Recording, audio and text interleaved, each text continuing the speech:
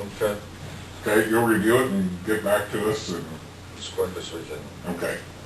Do you have a business card or? Well, we'll see. Would you introduce yourself and? Yeah, and John talk Marshall.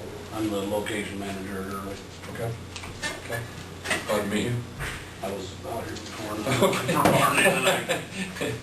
He must come in out when I was over this way. Yeah, I don't know what direction I'm Thank you. I assume that there's a real need as far as the storage facility. And there's no contracts been signed or anything. What? No, there hasn't, not yet. Well, I mean, get back. But we're real close. Well, I mean, I don't know. Well, you know, talk with our economic development person and County attorney. the county attorney, and I guess we'll. And I'll be right up front with you. We would sure appreciate the support if you give it to us. I mean, it's our obligation to service our customer. And I believe this project will go, we'll do this project whether you give us an abatement or not. We're just asking for a little assistance for 3 years or however long in the tax. Yeah, this,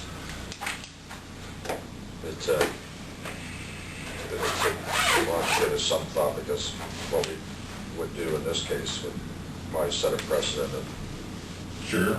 probably made up an ethanol plant or whatever kind of plant, windmill plant or.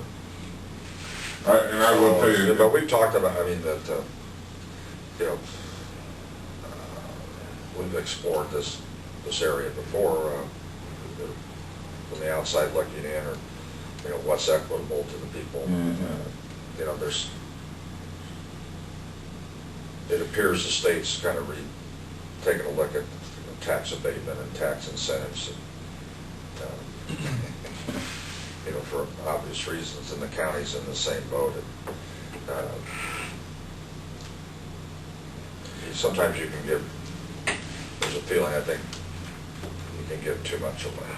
Yeah. And the length of it, and we've talked about that before, so it won't make it any easier, but we have been thinking about these things. One thing that I want to draw to everyone's attention before we leave this discussion, that in a $2 million project, there's probably approximately 50% of that that's actually going to be taxable.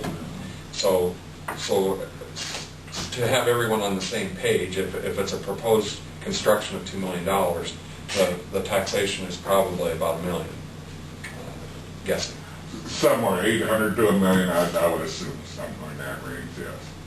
You know, and I don't know what the tax rate base is, but we're talking probably anywhere from 12 to 30 some thousand maybe a year on taxes. That you give us a break on for, you do 100% for 3 years, and then once again, I'm reminded that's just on what we're doing today. You know, if there's future plans of more additions or something to this project, actually, you know, I'm sure we can get coming back for if there's another $2 million added to, you know, doing the same thing. I will tell you that we've had several projects with several towns going on today, and each town has given us an abatement. Now, Bona Vista, which is the county, just similar to Early, now they've denied it. So I'll just tell you that. So. What was that? Bona Vista, which is brick, right? No, Buena Vista is Storm Lake. That's your Storm Lake, Sulphur Springs. which is brick. Kasuth. They're the ones declining. And we're going to continue on with a bend there, so. I have a question. If the supervisors made a tax abatement for the whole county, and down the road you wanted to expand a site near Sac City, would you be more apt to go outside the city limits with this abatement, or bring it inside? You know, just a personal opinion. Is it going to change where you do because of that abatement? Where you might, because then It'd help us, it'd sure help us make a decision, or, yes, it'd be part of the decision-making. Because Naturally. then now you're taking potential tax base from the town. and moving it Yes, to we the are, county.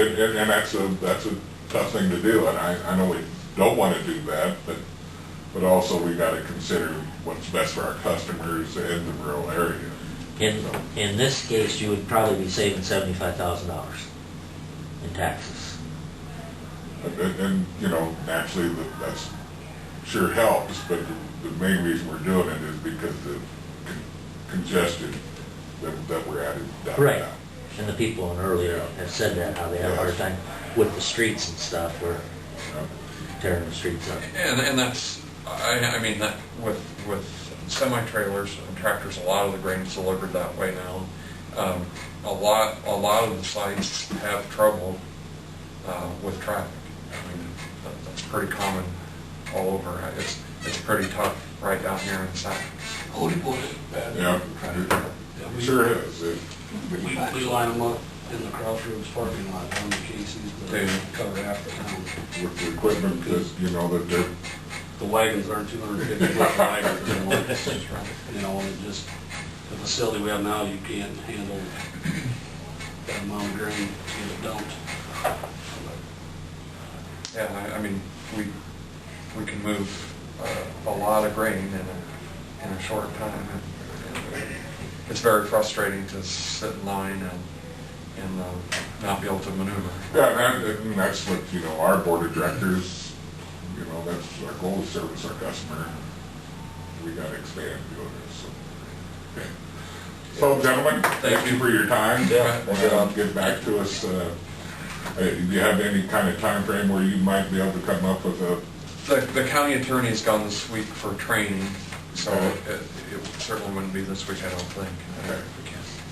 So next week possibly we'd hear back. Hope to. No, Okay. Just once a minimum of 2 weeks, so it's like. Okay. Okay. Thanks again. You bet. Thanks, Ed. Thank you. Thank you, Bob. Yep. You might, you brought something up on that industrial, you know, that might be something you might want to leave off of that tax abatement. Really? Yeah, 'cause I never thought about the wind towers. Because they're already getting a tax break. Well, but isn't that a separate segregated arrangement? That's what I'm saying, I don't know if it would apply or not. I mean, because they're already getting a phase-in tax break, you know. But didn't they have the ability to either take that state arrangement or the county could do one on their own? They had, Yeah, there's at a the couple time, they had different two options, choices. but I don't know if the one that they usually take is the one that we've got in place right now, where the county passed the ordinance, and it's the phase-in, the 0 through 30% phase-in. Right. But I thought that was a state schedule, that was determined by them, and this is what you got. I don't think it's a state schedule, I think it's a schedule that was just designed. The state kind of signed off it. Really?